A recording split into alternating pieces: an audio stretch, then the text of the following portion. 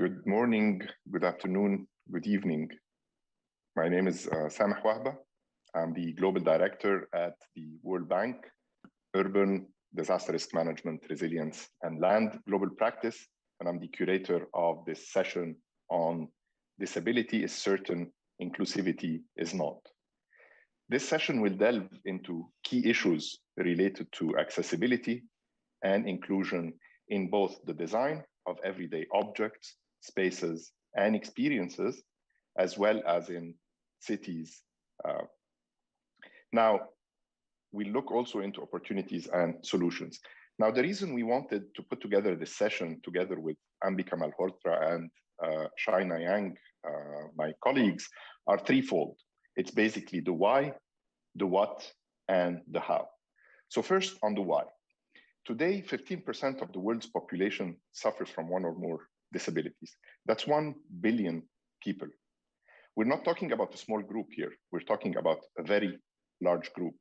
And in fact, it's also an important electorate. And moreover, it's a group that's only getting larger because as global life expectancy increases, the world's population is aging, and with aging come additional challenges related to mobility, to vision, to hearing, to cognitive skills. So it's not a matter of whether or not one is disabled. It's actually a matter of when one will be disabled, hence the imperative. Now, second, it's a little bit on the what. Now, disabled people are not a homogeneous group for which there's a one-size-fits-all type of solution, whether it's from planning or design solution.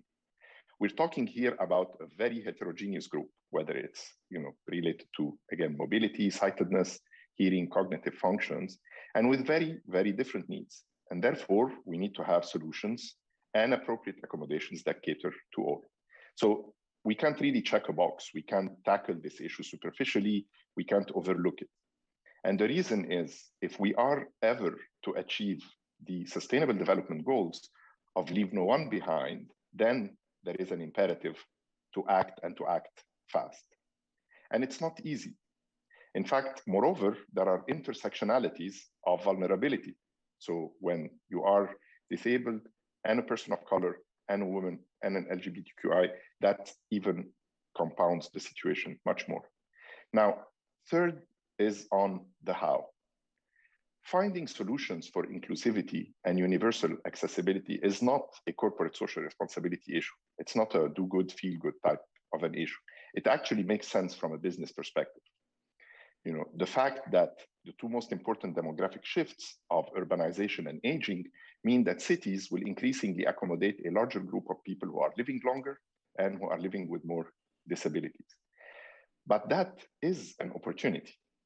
Cities bring density, agglomeration, increased productivity, idea spillovers, and economies of scale in service delivery. And in fact, it is livability and the quality of life and inclusivity and cultural diversity that are becoming the important differentiators of cities of the future that will succeed in attracting residents and investors. So this is not just about inclusivity, but it is actually about competitiveness. And we will hear from our speakers today, whether they're policymakers, they're advocates, or they're designers, a lot on the how. Now with this, let me introduce our keynote speaker, Sinead Berg. Sinead is the CEO of Tilting the Lens. It's a consultancy that always asks, is this accessible? And it helps government and the private sector and all stakeholders to find solutions. She's also a young global leader of the World Economic Forum, among many distinguished recognitions. Sinead, the floor is yours, please. Sameh, thank you so much for the warm introduction, but also the welcome and invitation to join you today. Before we go any further, I would like to begin, for accessibility reasons, with a visual description of myself. I'm a white, cisgendered woman who uses the pronouns she and her. I'm visibly disabled. I have a physical disability. I have dwarfism. I have brown hair that cascades past my chin and sits on my shoulders. I'm wearing a cream turtleneck shirt. I have bright orange nails, and I'm sitting in front of a green floral wallpapered backdrop with some books and some flowers behind me. I share that description because thinking about accessibility needs to be part of our practice and mindset. For this conversation today, as we talk about inclusive design and as we talk about the role of that design process within cities, I wanted to first make it slightly personal. I live in a world that was not designed for me. It is because of this lack of design that I experience challenges in my quotidian life as regards to how I interact with the world. The extraordinary designer Kat Holmes describes this as a mismatch between the individual and the environment. Historically, our solution to this mismatch was in transforming and changing disabled people rather than the world in which we live. My belief is that we can transform the world because it was once designed this way. So let's be confident, courageous, and creative as we begin to imagine what a more equitable and accessible world could look like and be designed like. But why now? Why is it important that we are having this conversation today and in this moment? The pandemic has been a moment in which we have reflected on. It has provided a reset, and it has given us the agency by which we think about how we build back better. But my question is, for who? And with who? As Same mentioned in his introduction, the disability community is a global population, one that is only increasing due to the impact of COVID-19.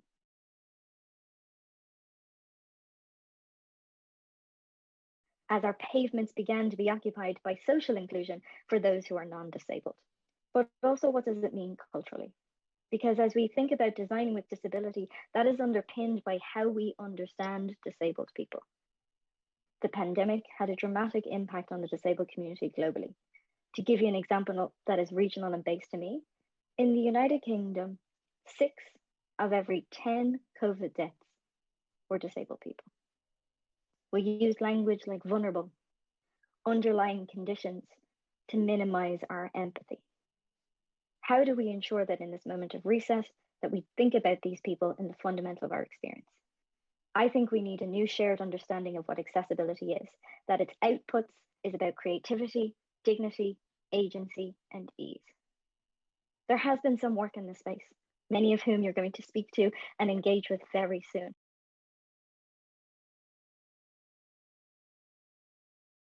Thank you very much, Sinead, for the very important points you made. I think there were a moment or two where the connection was not coming along very well, but I think, having, picked up, the points that you've made on, 6 out of 10 deaths in the UK were of disabled people, highlighting the vulnerability, the importance of intervention, and your invitation for designers, but also working with policymakers, working with those who have lived the experience to bring about creativity, dignity, and agency, and to be uncomfortable in this conversation.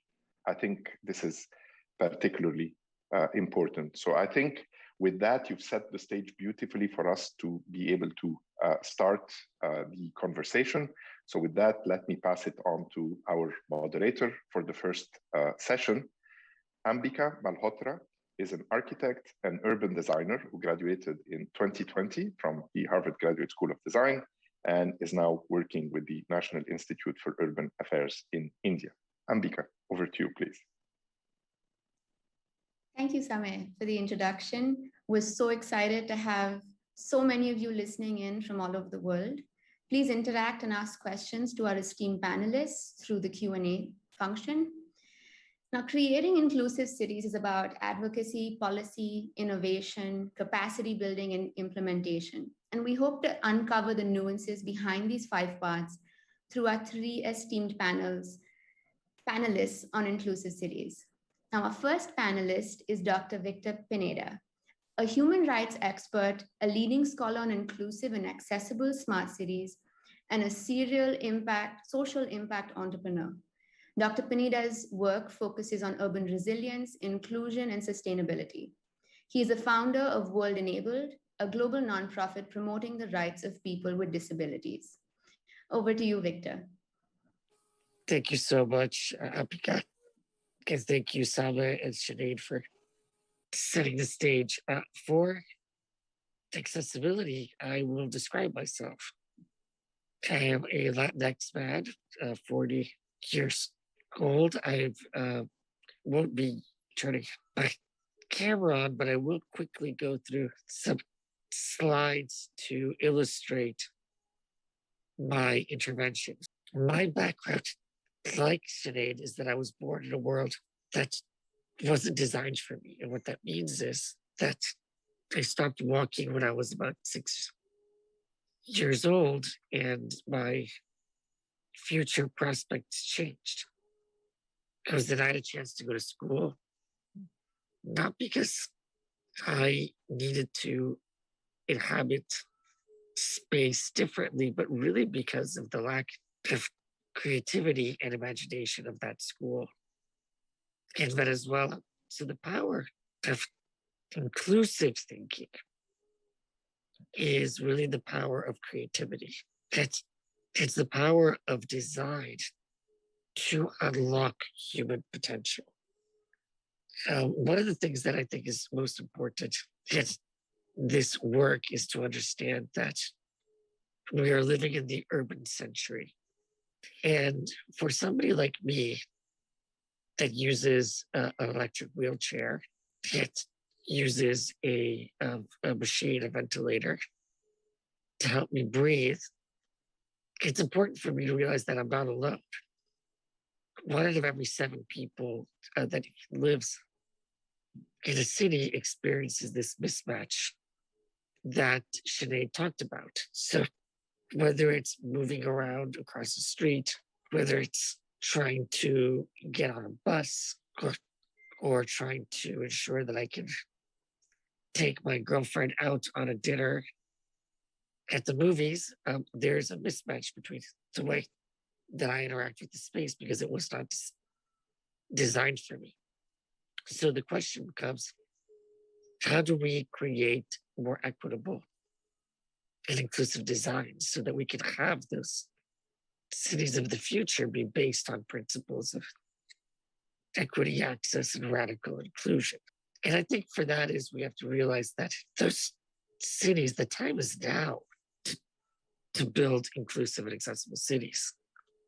87 million people move into cities every year. And if we don't design them correctly, we're leaving a lot of human potential on the table, meaning we're not realizing the productive capacity of this human resource, of all of us. And there's a huge gap that's still growing in terms of infrastructure financing. Working with the World Bank, the UN, and other partners, and my organization is really ensuring that we create safeguards and expectations that the future is accessible, and that building with the standard status quo is just not optional anymore. One of the greatest honors that I've had was to really understand that the data, the research that I'm conducting at the University of California, Berkeley, is really changing policies. That 25% of people that live in urban areas encounter barriers on a daily basis because of age or disability. The inequity is persistent, and there's a tremendous amount of income, disposable income that this population has, that our population has, that is also not being fully utilized because of bad design.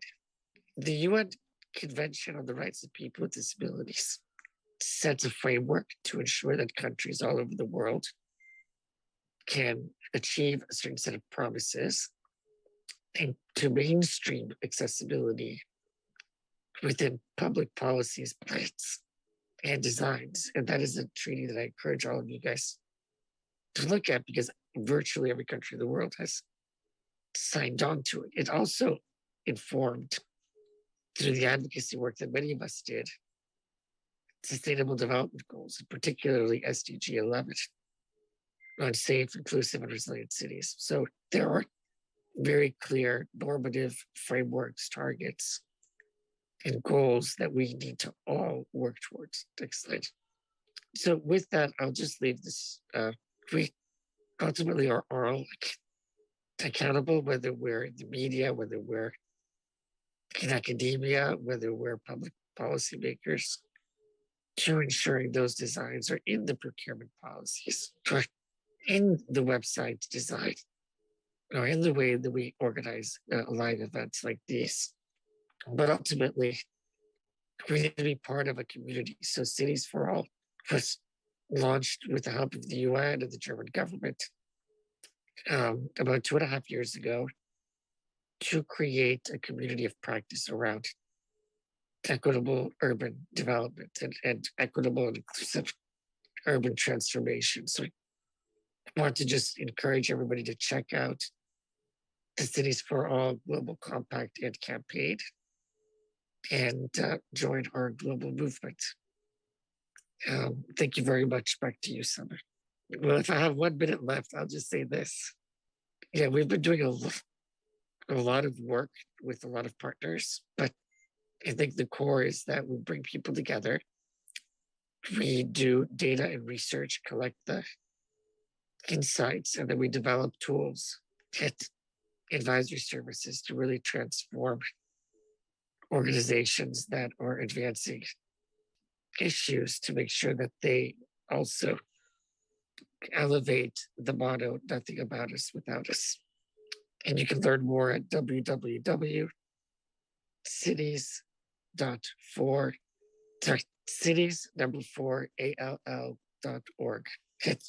We've got great training program online right now.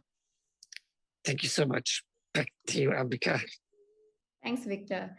Thank you for your insights on how it's interesting to know that 1 in 7 of us have some form of, 1 in 7 living in cities have a form of disability, and how all of us can actually advocate for disability inclusion.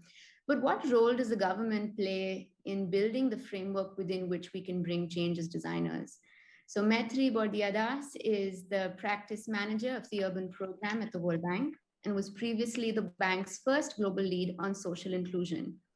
She has longstanding research and policy experience in human development and infrastructure-related sectors. Before joining the World Bank, Dr. Das was in the Indian Administrative Services.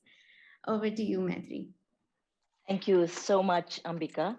And it's a real pleasure to be here. Also, in the interests of accessibility, let me describe myself. I'm an Indian woman. I'm wearing a black shirt. And I'm sitting in, actually, this is probably too much information. I'm sitting in Jaipur in India, and my background is a brown wooden bookcase with some books and clutter on it. So that's who I am. I'm also the mother of an adult with a disability. But I'm here today because I'm a bit of a policy wonk, and that's why I wanted to talk on this panel. I was invited to, and a great pleasure, to basically say policy matters. And I think that is clear from everything everyone has said before me. But I really want to highlight the fact that it is the preeminent responsibility of the state, accessibility for all, to ensure cities for all. Now, that state could be at the level of the city, it could be at the level of a subnational level, it could be at the national level, it could be an integrated way in which the state actually foresees and thinks about what it wants for all of its people. And I'm not saying citizens, I'm saying all of its residents. So it is the preeminent responsibility, and policy matters. Policy through programs, projects, policies, through pronouncements can actually make the difference between accessibility and lack of accessibility. So that's my first point. My second point is that, principles of universal design that are often invoked in the manner in which we design cities, in the manner in which we design objects, are invoked as though they are meant for persons with disabilities. The point that I want to make is that they are actually a public good. So they're not just for persons with disabilities. It's not the person who's in a wheelchair. It's the person who also maybe has a stroller and is wheeling a baby. It could be the person who's carrying something on a dolly. It could be a person who has injured their back. It could be a person who is wheeling a suitcase.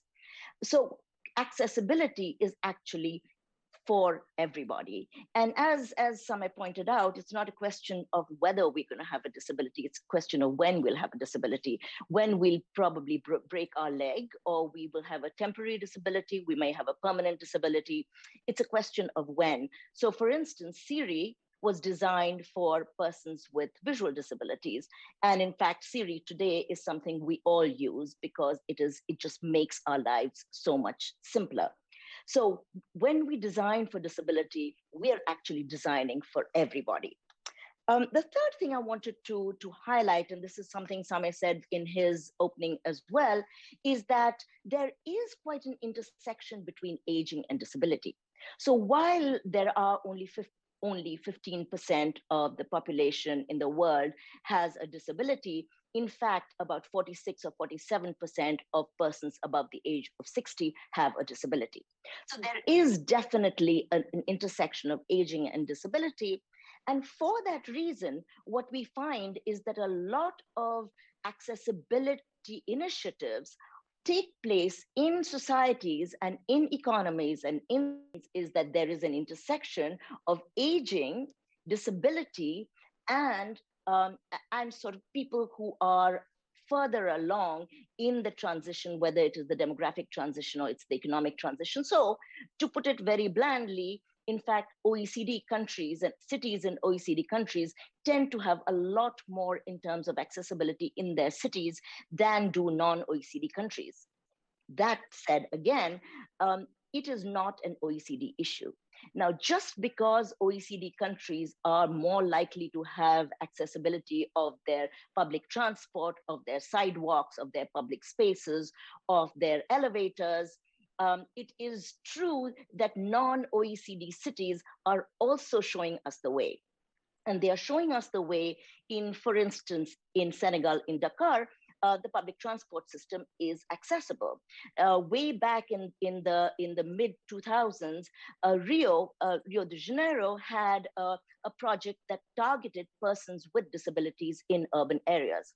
Across the world, what we find is that when you have an upfront analysis of designing for whom or doing a project for whom, and you identify the persons with disabilities, the chances are that you are likely to design for and you're likely to have incentives or programs that specifically target persons with disabilities, as do you have programs for persons who may be female, they may be LGBTQI, they may be indigenous, they may be ethnic minorities, they may be have certain occupations that makes them more vulnerable, and you could have an intersectionality of all of those. And it's that intersectionality that tells you that universal design is actually for everyone. So that's the third point that I wanted to make. The fourth point I wanted to make is that community-based rehabilitation that used to be something that used to be talked about mainly in rural areas. Communities and disabled persons organizations, DPOs, are absolutely essential in the way in which we design, in the way in which we implement, and in the way in which policy actually moves the disability agenda forward. So that axiom, nothing about us without us, is actually a real thing when we are doing designing and when we are speaking to our clients in countries such as Morocco, in Senegal, in countries that you're less likely to think about them as trailblazers in accessibility, but in fact, they are in many ways trailblazers in accessibility because they use appropriate technology, they use often indigenously manufactured technology to be able to ensure that persons that are in their cities have accessibility. So the short point that I'm making is that yes, you're probably more likely to see a building code in Singapore or a building code in China that mandates that there will be criteria for accessibility. But in fact, there are countries that are poorer and there are cities that are poorer that are also doing a lot that will enable disability to be addressed in their programs. I realize that I'm probably at my 5+ minute mark and I've gone over. I will stop here, and Ambika, it's over, back to you. I look forward to the questions. Thank you, Maitri, for reiterating the significance of collaboration among various agencies to build policy and research in efforts not just towards disability inclusion, but for all vulnerable communities. And this is really the perfect junction between a large-scale approach described by Maitri to the on-ground implementation methodologies by Karen. So architect Karen Brittmeyer is the founding principal of Studio Pacifica, an accessibility consulting firm based in Seattle. Her good fight has consistently focused on supporting equity and full inclusion for persons with disability. Karen was also appointed by President Barack Obama to the United States Access Board, a position that she retains today. Over to you, Karen. Good morning, and thank you so much for inviting me to participate. I'm speaking to you today from Seattle, Washington, and I acknowledge I am a guest on this land, home of the Duwamish and Coast Salish people. I am a white woman with short cropped brown hair sitting in my office at this very early hour of the morning. As is true in virtually all cases when I'm asked to speak on inclusion, the narrative, the core purpose of these discussions fails to acknowledge the existence of a huge barrier to creative inclusion. And perhaps that is because it appears that there aren't many of us. How foreign the concept of architects with disabilities seems to be. We aren't an afterthought, we are a non-thought. And the minuscule number of practicing architects with disabilities speaks to this reality, which is quite the statement given the push for diversity, equity, and inclusion in all professions, including architecture. So why are we not asking how to engage people with disabilities in design as professionals and as community members? Architects have a responsibility, an obligation to protect the public's health, safety, and welfare, and designing for the inclusion of all humans, the broadest range of humans, disabilities and all, is our obligation. It must be a core value in every project. And we're going to move to some slides where I'm going to show you some examples of buildings that have done just that. We're going to start here with the Canadian Museum of Civil Rights.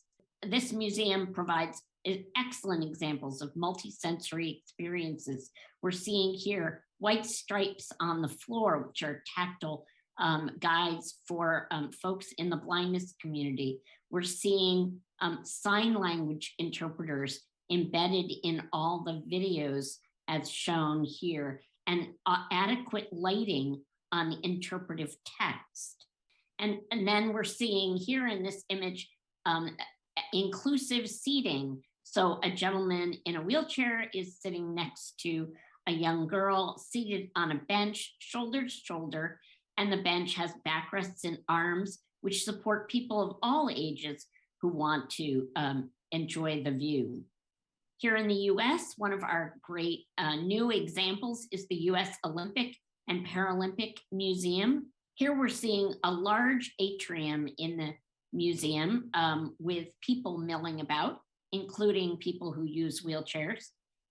This building took great care in including people with disabilities as part of the design team, both Paralympians, athletes themselves, and their design consultant is an architect, a former Paralympian who became an architect specifically to support the design of sports facilities for people of all abilities.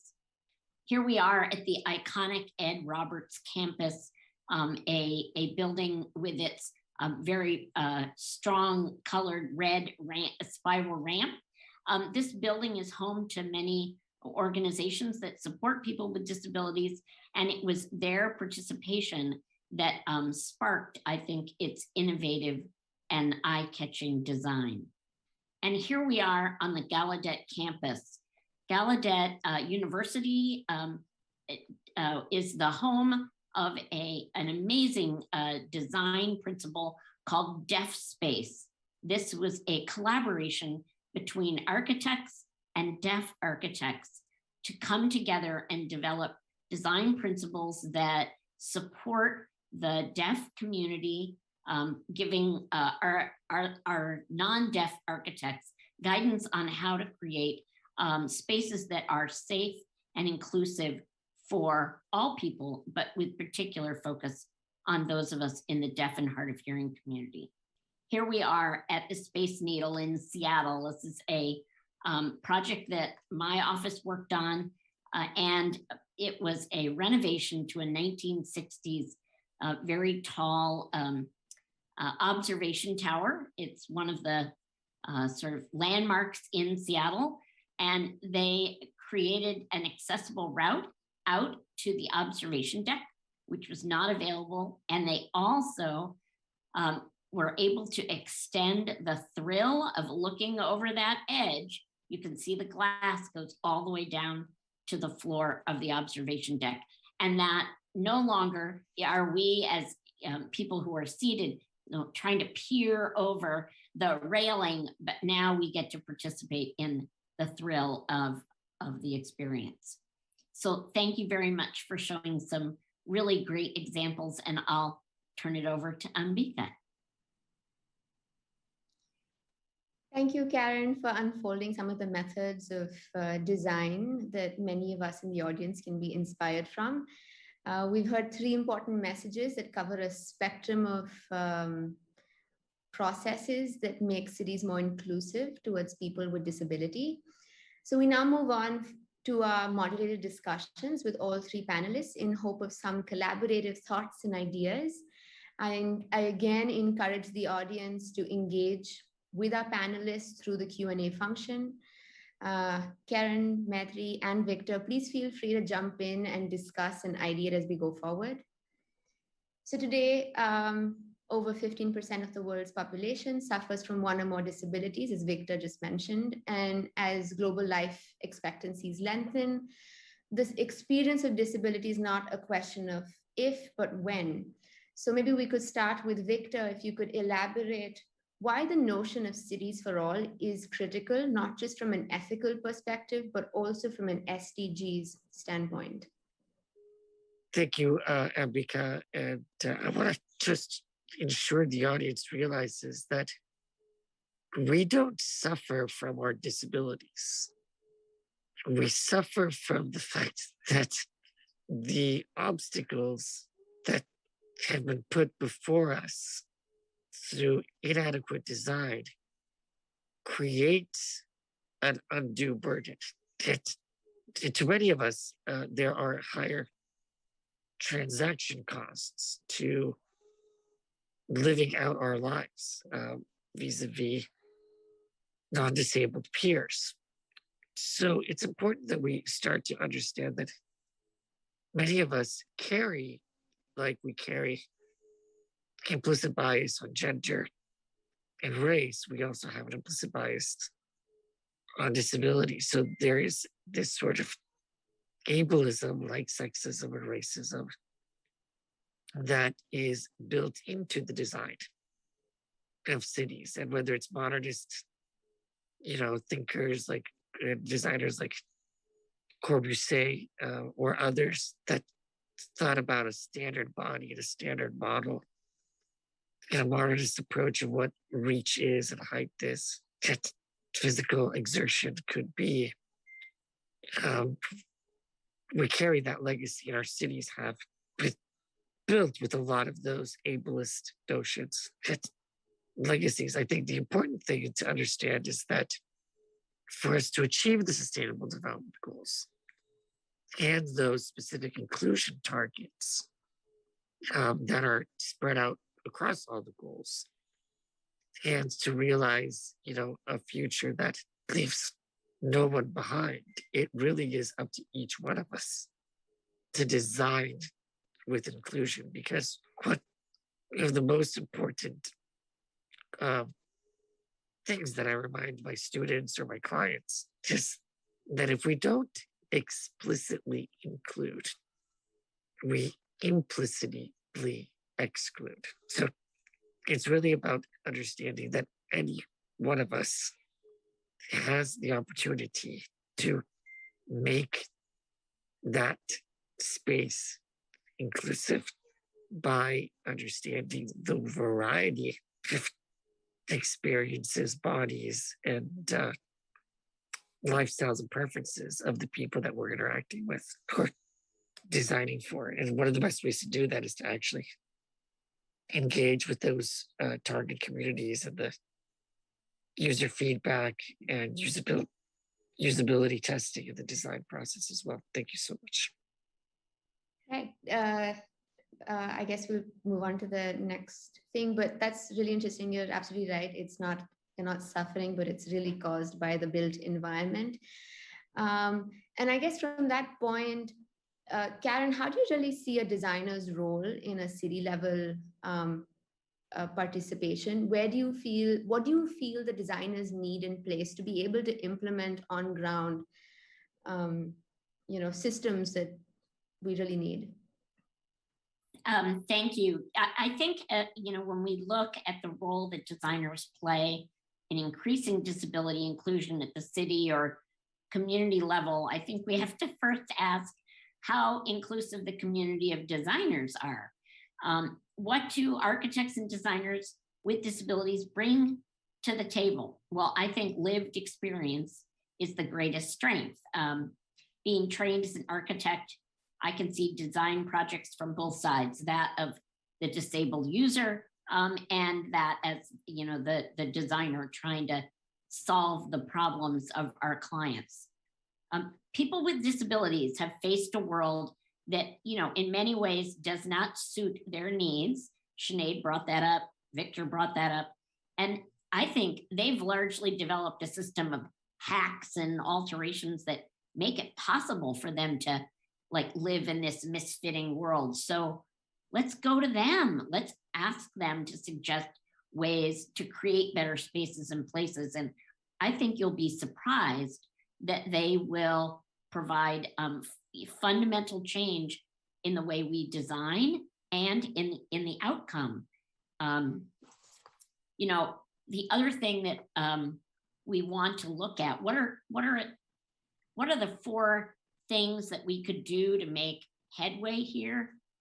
We could include accessibility as a core value in our work, all of us, right?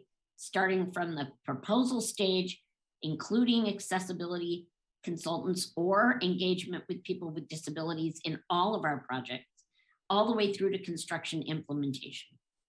We want to help architects and designers see that access is an integral part of good design. Accessible design is good design.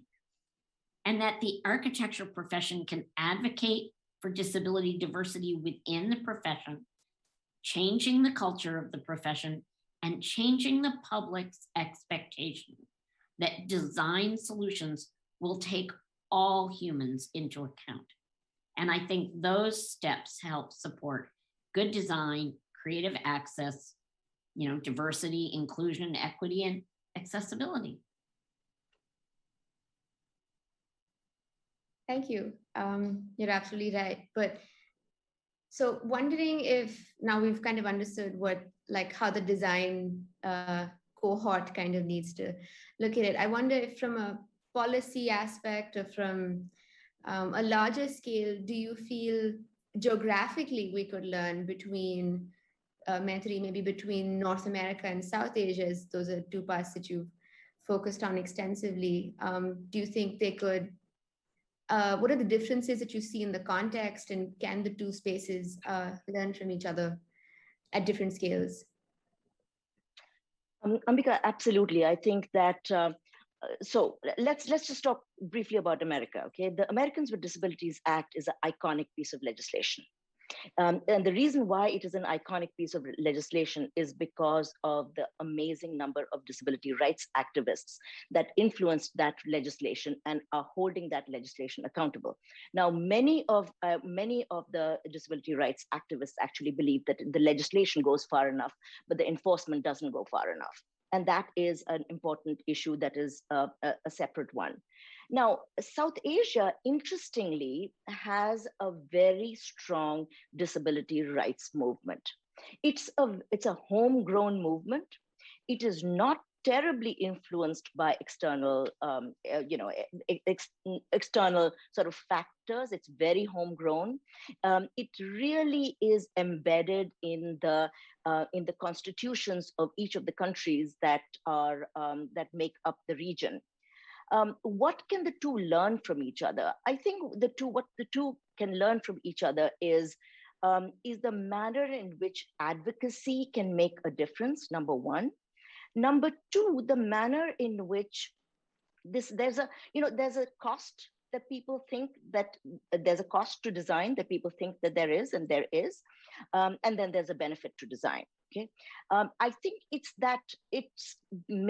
trying to figure out how the cost and the benefit of design actually come together, and to be able to see that, in fact, it isn't always very costly to be able to design better before rather than to build back better. So I know we talk a lot about building back better, but I think designing before is very important, especially in those contexts where cities haven't yet designed them, or the cities haven't yet grown. Now, in South Asia, you find cities that are completely chaotic. You find cities where you have to retrofit. So how do you retrofit design into cities that are growing in a chaotic way? I'm not sure that there's a huge amount to learn from OECD cities there. I think it is a very homegrown solution, and disability rights activists in South Asia have come up with very, very interesting tweaks to retrofitting, but also to ensuring that when something is being refurbished or redesigned, what are ways in which you can, with small tweaks, actually make big differences. And so it's that real perception of trade-offs, of costs and benefits, I think, that really bring the two contexts together, but in very different ways. So I'll stop there, Ambika, but I think that I do want to give a shout out to disability rights advocates and activists in South Asia who are really blazing a trail right now, and are ensuring that disability issues, not just in terms of physical design, but in terms of the design of institutions, in terms of the design of services, becomes much more inclusive. We are not there yet. We are nowhere near there yet, but I think that it's a very, very strong step forward. Right, no, you're absolutely right. There's so much work that's happening on ground, but how can we really create an incentive process that pushes local governments to prioritize and integrate disability inclusion? And since Victor's worked quite extensively with various governments, I was wondering if you had some thoughts on it. Yes, three things come to mind, Ambika. Number one is, when we were negotiating the UN Convention on the Rights of Persons with Disabilities, as Maitri very clearly said, it wasn't just about looking at creating opposition. It was about creating alliances, and it was about creating solutions, but also creating a sense of urgency. So governments have long processes by which these institutions change. But one of the things that's most important to remember is we're having this conversation today, 31 years after the Americans with Disabilities Act and nearly 14 years after the UN Convention on the Rights of People with Disabilities came into force. So these governments, these countries, both the national governments and local governments, that are all committed to these, their own national laws, but also international agreements like the SDGs. They're looking for partnerships. They're looking for solutions. We don't have to convince other people that we deserve a seat at the table. We've won many of those battles. The question is, how do we create this and scale it up? Thank you so much. Thanks, Victor. We're sadly at the end of this session, even though we have so many questions left.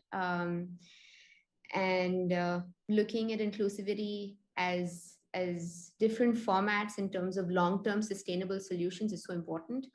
I continue to request the panelists to engage with the audience by responding to the questions coming in. And I invite Sameh Baba to give the concluding note and introduce the next panel on inclusive design. Thank you very much, Ambika, Victor, Maitreyi, and Karen. I mean, this was a fantastic conversation amongst friends, amongst enlightened leaders. Victor spoke about the implicit bias, both in how we work on the issue of inclusion, but also how we speak about disability. He reminded us we don't suffer from disability. We suffer, in fact, from the impact of the obstacles that we face in everyday design and in everyday challenges that our cities put in front of us that make these inaccessible. Sinead told us that we will be uncomfortable and invited us to be uncomfortable. In fact, it can be uncomfortable to find the right language, to speak about disability. When you say suffer with disability or live with disability and suffer from the obstacles that it imposes. But if in the spirit of trying to avoid to be uncomfortable, we simply ignore the issue, then we will fall into that trap that Victor warned us about, which is if we don't explicitly include, then we are implicitly excluding. Karen told us, let's go to work with disabled people to bring their perspective in informing design, in making the design profession more inclusive, making accessibility a core value, accessibility consultants, disabled people sharing their insight. And then Maitreyi spoke of policy, legislation, accountability, and in fact, the mismatch that exists between good legislation and bad enforcement, but also of the importance of incentives, consideration of costs and benefits, and left us with design better before instead of build back better. So I think these were great insights and gives us an excellent platform to move to the second part of the conversation. So let me now pass it on to our moderator for the second session on accessible design.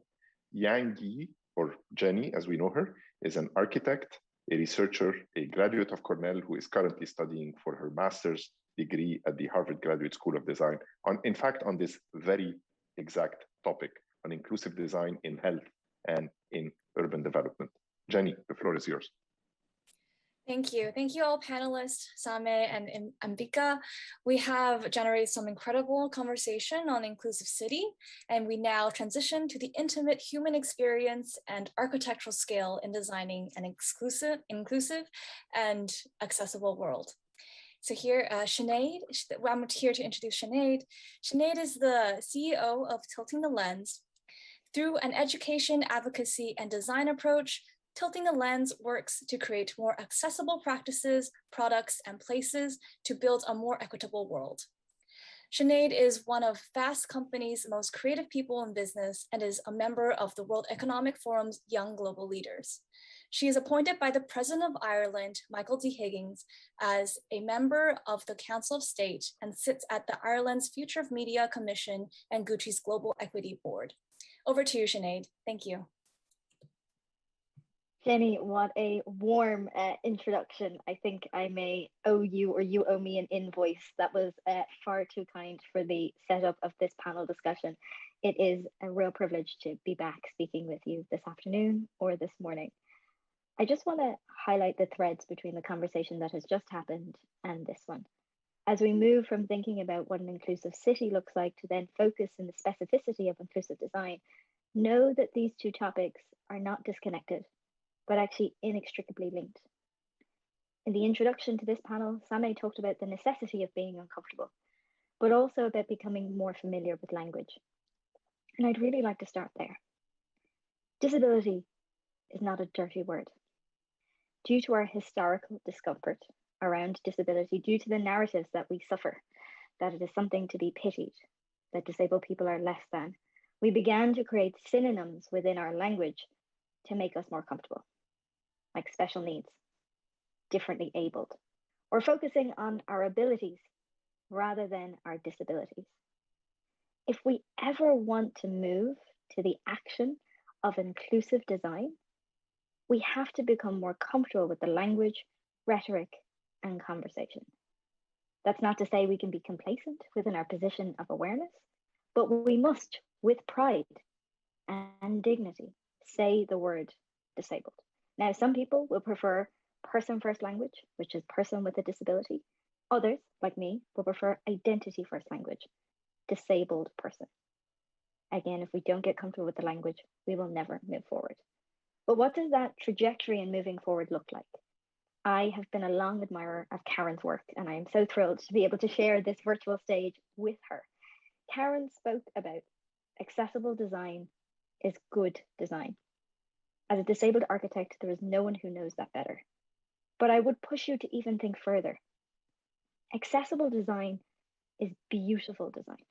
When we think about the design of our cities, and if we think about the design of places, spaces, and products, so much of what inhibits us in thinking about accessibility is because we view it through a medical model. We view it as something that is clinical.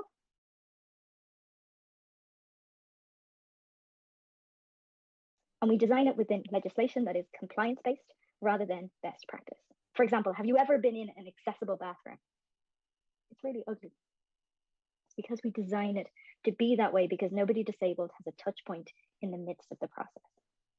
But that also inhibits how we create places and spaces. If you look at so much of the legislation that exists around architecturally protected buildings, those that are listed and have heritage value, we say that those buildings must be protected and cannot be made accessible. But culturally, what we are saying is that we place architecture before people. But secondly, what we are saying is that accessibility is ugly and we cannot amend the architectural positioning of a piece in order to include disabled people. As designers, I think that's undermining your skill set and undermining the opportunity to meaningfully collaborate with disabled people, disabled designers, and disabled architects. As we move forward in thinking about inclusive design, I wanted to share some examples of best practice that I've been engaged with through my work with Tilting the Lens. One of the great opportunities and projects that I've gotten to be part of is about redesigning physical spaces post-pandemic and the opportunities that exist when we pair disabled people with designers and disabled designers too. I had a recent experience in designing a retail space by pairing members of the deaf community with field designers. We had this wonderful learning where if we made every flooring within every space that we designed wooden floors, that will create an opportunity for the deaf community to be able to feel the vibrations and the sensations of those around them, particularly effective in a pandemic, but has value overall. But as we move to think about what inclusive design and accessible design looks like, we have focused enormously on the importance of partnership. But in order to create systemic change, we can't just think about the changes we make now, because change will just be a moment rather than a movement. We have talked about the business case for inclusive design and accessibility. We will discuss that further in the rest of these sessions. There's $1.7 trillion of discretionary income per annum available. But in most developed nations, up to 50 to 75% of disabled people are unemployed. If our focus on inclusive design is always serving people as customers, never looking at partnership and long-term systemic change through education, advocacy, and design, the equitable, accessible future that we create will continue to only be for the most privileged. I have some solutions as I think how we can change that, but we'll come to that in just a second. I hand it back to you, Jenny. Thank you, Sinead, for your insights on inclusivity from the perspective of advocacy, methodology, and long-term systemic change. And now we'll be hearing from China Yang on ways to apply these concepts in architectural practice. So China Yang is an architectural designer from Seattle, Shanghai, and London. Her diverse background includes philosophy and politics, data analysis, consultancy, and more recently, architectural practice in the US and China. She received her Master of Architecture from Harvard GSD in 2021, where her thesis project, Cripping Architecture, was jointly awarded the James Templeton Kelly Prize for Best Final Design Project and the Clifford Wong Prize for the Best Housing Design Project. Welcome, Shaina. Thanks, Jenny. But just to start off, my name is Shaina. I'm an ethnically Chinese cisgender woman with long black hair in front of a nondescript, artificially blurred background.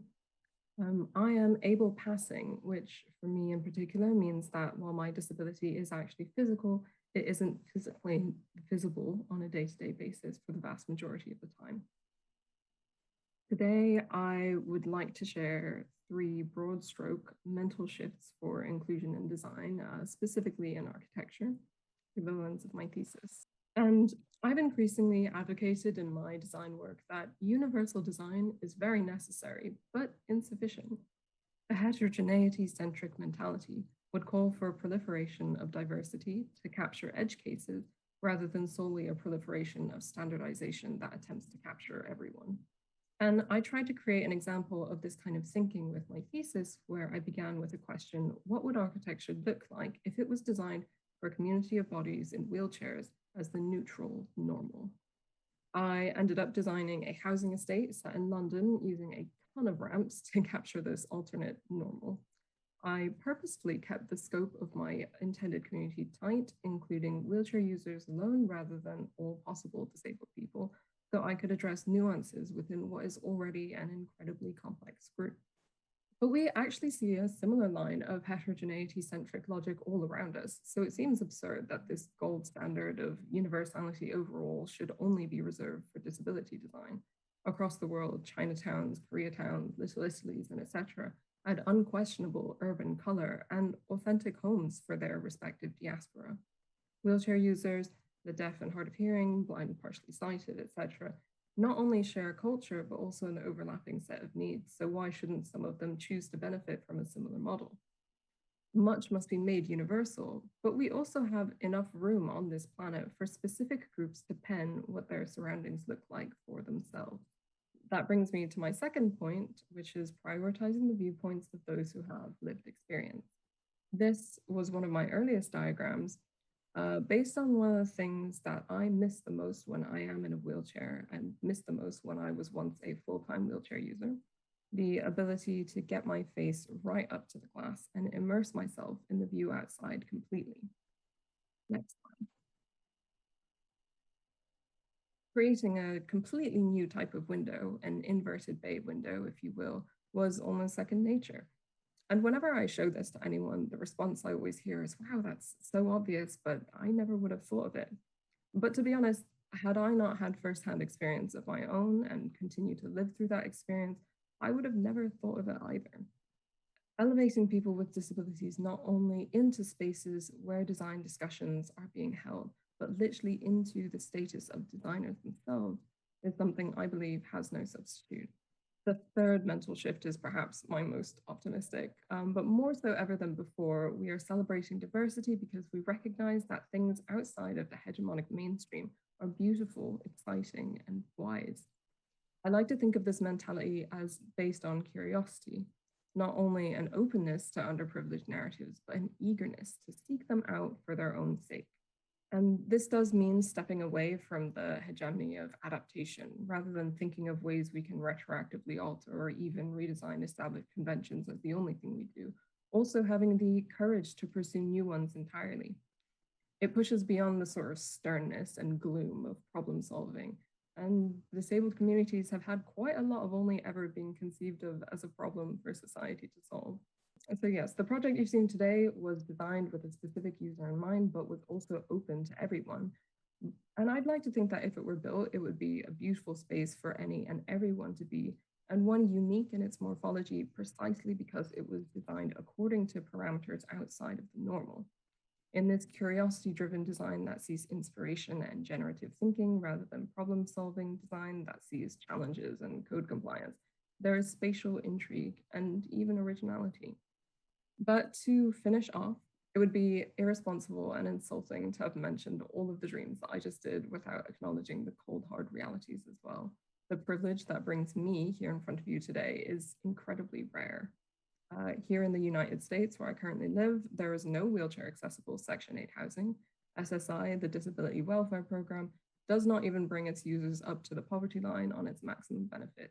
Yet the same program forbids people from seeking additional income, saving assets, or even getting married without revoking their vital aid. So for them, or a young disabled student who wants to become part of the design community, inclusion at this sort of higher level is completely out of reach.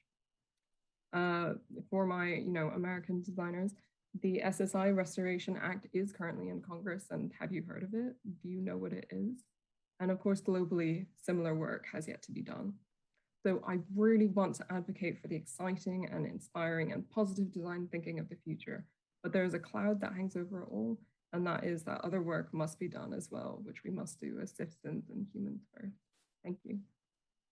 Thank you very much, Anna, for sharing your experience and insights into the practice.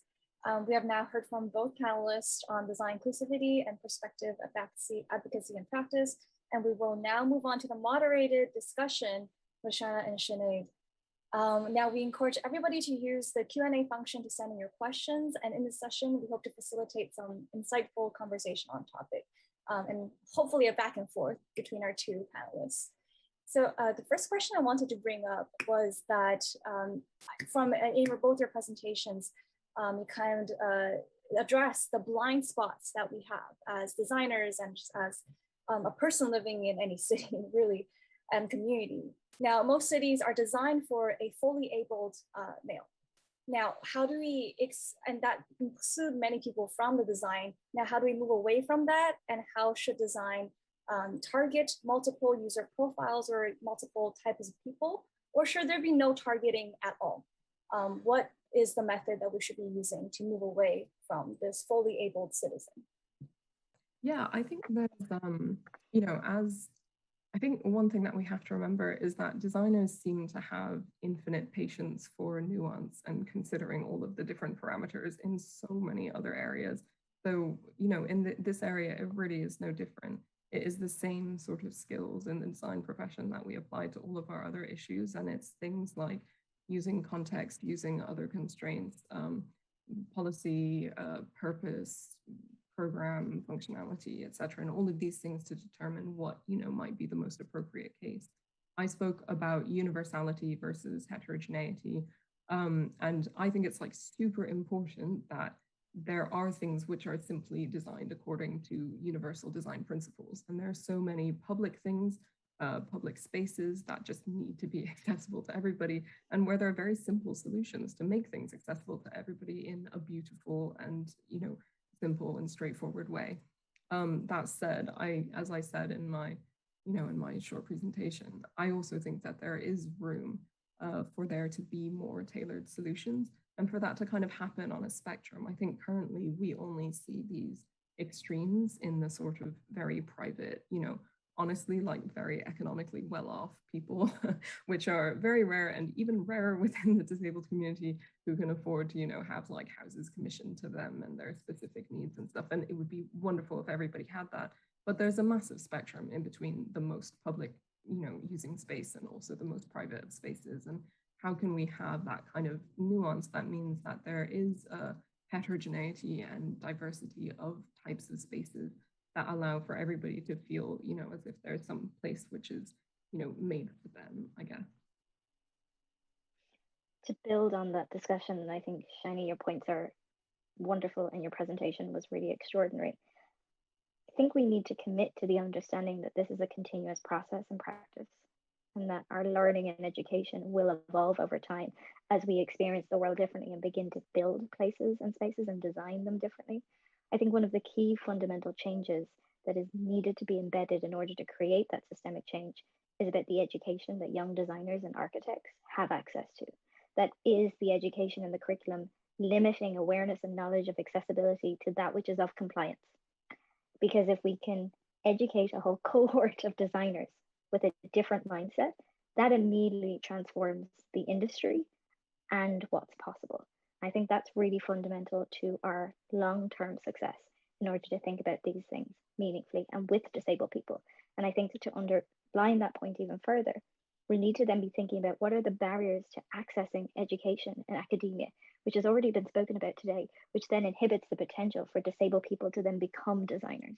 So where are the largest design firms in the world sponsoring bursaries, scholarships that are not rooted in a charitable model, but rooted in disability rights and disability justice, that also pertain to having accessible housing, about an income in order to be able to be an individual as part of an academic experience? We need to be thinking about this from a 360 perspective with lots of joined up thinking. That is a great transition to what I was going to ask about mainstream inclusion of accessibility and learning about accessibility, disability and accessibility.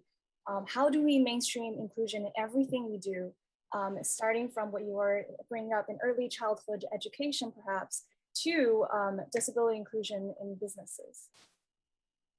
What are some methods that we can adopt so that we can start early?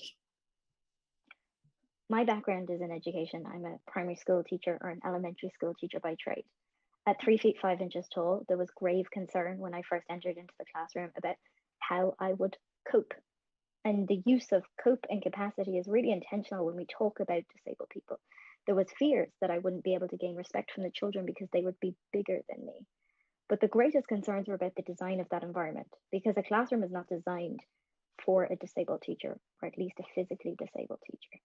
My children used to sit in clusters where each table was named after a color. I just redesigned it, where the children sat in a U shape and I stood at the top of the room, not being the authoritative adult who was looking down on them, but we were at eye level. That cultivated a respect that actually was resulted in the redesign of the classroom. But when we think about what are the practices, policies, and mindsets that we can build a new way of thinking, I believe they're actually already entrenched in a designer's process. We have just used synonyms to speak of the same practice. Let me give you an example. As a disabled person, if I go to a hotel room, I have a couple of different options. If I'm in the US, it's the ADA room, which has the minimum requirements as regards to accessibility. Now that might be a red string attached to the ceiling for alarm, which is usually tied up, making it inaccessible. There are some poles and some bars in order to encourage agency. It is designed, as we were speaking to earlier, not with aesthetics in mind, nor with pride and community considered. My other option is the most expensive room in the hotel, the suite. Because the suite is designed for ease of access, which is the way in which we frame accessibility when we think about a luxury customer or those with the most privilege and affluence. It is ideal for them to have everything to hand, which is the exact same requirements that many disabled people require. So what we need in order to build this change within design is not to ask everybody to come up with a new process and way of designing, but that is encouraged too. Audre Lorde did say the master's tools won't rebuild the master's house. But this way of working, it's already entrenched in how designers practice. But the ableism that exists in society and in our world inhibits how we think about accessibility, but fundamentally, disabled people. Those are such great points, Sinead. And from personal experience too, it really helps us visualize why do we need inclusive design in our everyday world? And actually, I want to kind of bounce this off to Shana on, and also Sinead as well, where you guys talk about heterogeneity of disability, right? That's very key. Where not a washroom or toilet right now, accessibility toilet is designed for only a certain type of disability and maybe not for another. So I was wondering if you guys have any thoughts on how we could address that range and that heterogeneity. And Shana, you have designed a project that will, that you talked about heterogeneity, so you can take it away from there. Yeah, I think definitely, one of the main things with my project, and actually one of the main criticisms that I got of my project when I presented it to the various people that I'd presented to, was this sort of prevailing notion of, oh, but, shouldn't this be for everyone? Shouldn't this be equally comfortable for somebody in a wheelchair and also standing up? And why didn't you include, blind people and like all of it, and I think, kind of going back to the points that we were saying earlier,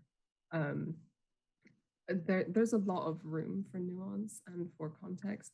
I think one of the things that keeps being touched on by basically every single panelist that's spoken so far is that if there was just a little bit more, attention put onto these issues, that we have plenty of tools at our disposal already to create nuanced solutions that mean that, we do have these multifaceted aspects of society. I think we also have enough room in society where, you could have two different solutions existing side by side, for example, that are for two different people.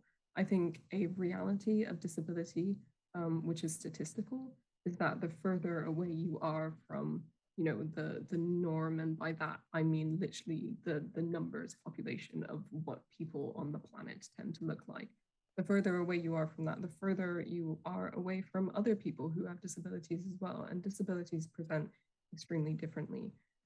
Within that project that I showed, which was explicitly just for people, well, it was designed around people in wheelchairs, although everybody was allowed to live there and everybody was allowed to access it. Even within that community, you have such diversity. You have people who were, like myself, how I was when I was in a wheelchair full time, more or less able to completely live independently if the right tools were at our disposal. Then you have people who have paraplegia or ALS or, something that requires that, they have basically an in-home care, and how do we, design for them instead? So the amount of nuance and the amount of variability and the amount of heterogeneity, which we actually must build into everything, is actually, quite high. But as I said earlier, that's allegedly one of these things that designers are meant to really love, and meant to really, they're meant to love this kind of like, all of these different things to think about, and trying to find like the best solution that caters to everything. So, as Sinead was saying, like, it's not actually really this massive shift in mentality. You're trying to, reinvent the wheel or anything. We actually have all of these critical thinking tools at our disposal already, and we just need to apply them in a more conscientious way. That's a great point. We have a question from the audience member here. Can you explain the difference between universal and inclusive design? Yeah. So universal design, especially in architecture, refers to a specific set of principles. I think there's actually, I'm such a bad scholar. There's definitely like a guy who has the 6 points, and I've forgotten his name. Sinead, if you know the name, please help me out. But yes, so that is basically saying that universal design is basically saying where there are places where we can design in such a way that create fewer barriers, and mean that, the people who are able-bodied don't actually suffer from an impact in service, but it also includes all of these other people. Why would we not do that? And what are those things, and what do they look like? And a lot of these things went into the American ADA code. A lot of them are slightly more intangible. A lot of them are things like, like the dimensions and the sizing of things. A lot of them are having countertops or sinks or whatever at a certain height, because, it's not stopping anybody else from using it, but it is including all of these other people who, would like to use them. So that's universal design. Accessible design, I think, is more of a blanket term. I think it's kind of, and that's one that is less specific to the built environment, is definitely also a point. Accessible design is not necessarily just, curb cuts and ramps. It's also closed captioning. It is also, having the tools on your smartphone that allow you to access and engage with communities on Instagram, for example, if you are blind, like one of my kids. So, all of those things, that also is encompassed in accessible design. And accessible design is just, this really interesting, like, massive world of innovations that's, going on as we speak. I completely agree. And if I could just kind of raise a question that I do not have an answer to, so know that in advance. But I think what we have seen in the past decade and 15 years is this real evolvement of designers, be they architects, graphic designers, web designers, artists, becoming much more fluent in the language of universal design and inclusive design, many of which are attributed more to engineering or kind of the built environment, and a real move away from the language of accessibility. And I wonder if this is because we don't have a shared understanding of what accessibility means. Often we say something is accessible when we mean it is available, not actually designed with disabled people in mind. But also when you look up the word accessibility and the verb accessible in the dictionary, it means close to reach or out of reach. But yet accessibility is what we have a legal obligation to adhere to. So actually, is it useful for the design community that we don't talk about accessibility? That instead we talk about inclusive design and universal design because it moves us away from the compliance. And whilst as a person who believes in the creativity of design, I think it's really important that we do move away from compliance. But it also perhaps provides an opportunity where at least the minimum requirements are not even met. And for disabled people, what does that mean when the conversation surrounding your agency, your access, is distanced from the language that you have rights to be able to uphold and access to? Again, I don't have an answer. It's just a thesis. To kind of extend on that. Oh, sorry, go ahead. Nope. I was just going to really quickly add, I think the answer to that question is the responsibility of, not just people in the disabled community, not just, disabled activists or designers. That is literally the question for the design community to answer, and that is the work. So. Yes, and as you are working through a project, earlier on what was talked about, which was really important, is that accessibility cannot be something that is added on at the end, but must be baked in from the very beginning, but also must be budgeted. We have talked about the cost of accessibility, the cost of inclusive design. And whilst we may be able to measure that in materials and in planning, we should also include a budget item for the partnership and work with disabled people, whether they be as consultants or individuals with lived experience, because I believe that budgets are a moral document. And so often we have great ambitions within a design community to create something that is universally designed or accessible. But we rely on the volunteerism of individuals with lived experience in order to improve our work. So until we get to the point where everybody disabled in a room is also the designers, we need to make sure that this valuation of the process is part of our work from the very, very beginning. Otherwise, we're just not setting ourselves up for long-term sustainable success. Yeah, I think that's a really good perspective as well, to kind of understand that a lot of these things happen in stages. We do live in a world, on a planet with a whole history of everything. And that, a lot of these changes are never going to happen overnight. And so in the meantime, whilst we have hopefully in the future more disabled people who are coming up into positions of, design power, as it were, or agency, that's probably a better word. We need to have so many things that are kind of bridging between now and then, otherwise we probably are never going to get to then. And so, no, go for it, Sinead. No, exactly. And how do we make the industry kind of accountable, going back to what you were saying earlier? And I think it needs to come from a lots of different reasons. So is there a policy level requirement from governments that drives change through legislation? Now, often that, again, as we have seen historically with the Americans with Disabilities Act, with the UN Convention on the Rights of People with Disabilities, doesn't move us forward in a way that embeds dignity, agency, pride, and community within those principles. But without legislation, it's hard to move this away from CSR initiative as something that is good to do. For business leaders, making sure that you're creating space and meaningfully employing disabled people will help too. But if we think about this from a customer perspective or a client perspective, that actually as an individual, whether I am looking for a service provider or a product or a place to live or a place to holiday and vacation in when it is all safer to do so globally, we as individuals, as citizens on this planet, should prioritize the power that we hold, whether that's economically or socially, or in terms of who we vote for as regards to who prioritizes these principles. We have seen this shift change in conversations surrounding sustainability in the environment.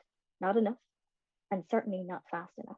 So how do we bring the agenda of accessibility and inclusive design across legislation, policy, culture, design, citizenship? And I think we often assume that the people with the most influence and affluence have the most power. And whilst they certainly do in some situations, and usually the most privileged too, we each as individuals, if we came together as a collective to prioritize the organizations that are doing this work in a meaningful and creative way, will actually see them ascend within the industry too. Thank you, Sinead. That was a fantastic conclusion, I think, to the end of our panel and session here.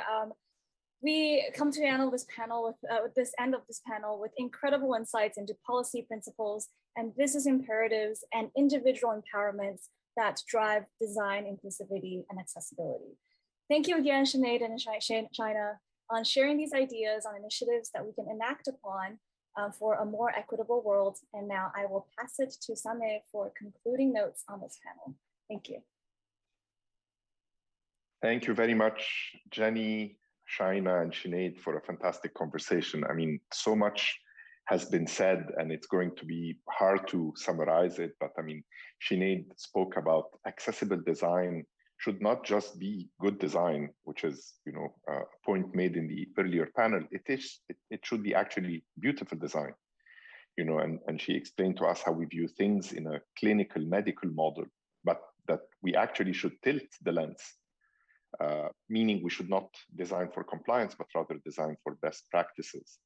And she told us, that it's not possible to put architecture before people. And at the end of the day, for the many designers that are with us today, I mean, architecture and design are in fact about the service of people, of their needs, of their diversity. And that's what makes the beauty of design. Shaina shared with us 3 important lessons: how universal design is necessary but not sufficient, that we should be designing for heterogeneity, we should be elevating lived experience, and we should be extolling curiosity as a virtue. She told us not to do adaptation. In fact, it's an echo to my Trace point earlier on design better before becoming a substitute for build back better. And that is the nuance that designers do have and practice. Now, also Sinead reminded us that this is a continuous process. It's a process of moving from compliance to a mindset about what's possible. And Shaina reminded us that there is a reality. I mean, she called it policy. I probably will call it lack of policy, that in those places. And the question is, what do we do in those places where there isn't even compliance? How do we get to action? Do we start thinking about leapfrogging, which, makes sense? I mean, Maitrey spoke earlier about the movement in South Asia. Victor spoke about, the alliance of, cities for all. And at the end of the day, I mean, we can't really bypass policy and regulation. We need them, but we need to run them together. We can't just put policy and regulation and get, as a result of it, ugly design. We need to make it beautiful design. We need to make it best practice. And lastly, we spoke about the economics and the political economy. This is not about voluntarism. This is about looking at it from the customer perspective and being reminded of the economic, the social, and the voting power that we have, so that we can make the shift to accessibility and inclusive design a reality. And hopefully, we do it in the same footsteps that we've brought about a discourse on sustainability, except we hope to do it a little bit faster. So to conclude, in the end, this has been a fabulous, fabulous, fabulous panel. It's been really inspiring. We've heard it loud and clear. Disability is not a matter of if, it's a matter of when. It is certain. What we do about it as policymakers, as advocates, as designers, as change agents, will make a real difference in whether we can achieve the SDGs or not, the Sustainable Development Goals. Now, national policymakers should take note. There's no achieving the SDGs if there are people still left behind. And there are some countries, like Maitrey told us, about Morocco, about Senegal, but also there's Vietnam, which has made its national slum upgrading program with a focus on accessibility. Uruguay, which is, enhancing the inclusion and accessibility in its tourism sector. So there are some clients that have started. There are some mayors that have also started. I mean, mayors should take note, because it's not just about the inclusion in their cities. It's not something to do that's a feel-good thing. It is about the competitiveness of their cities. And there are some cities like Dubai, like Victor has shared with us, that have already started, have a good head start. And the private sector has already started taking note, as many Fortune 500 companies are starting to take note, some of which Sinead herself is advising, like Gucci and Starbucks, that, but also Microsoft and others. Lastly, it's very important that actually designers take note, that there is an important application of what design is about what the nuance, about catering, to diversity, to different needs. This is particularly critical, and it's an important and growing market segment. But we need the profession to adapt, to take note, to open up, and to become a more inclusive profession so that we can, leverage the lived experience. We can think about design for diversity, for heterogeneity, and making cities and the everyday design experience accessible and inclusive for all.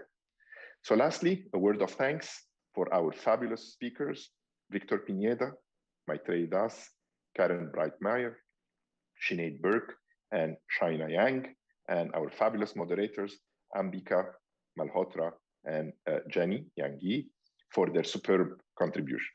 My name is Sameh Wahba, and I would like to conclude this session.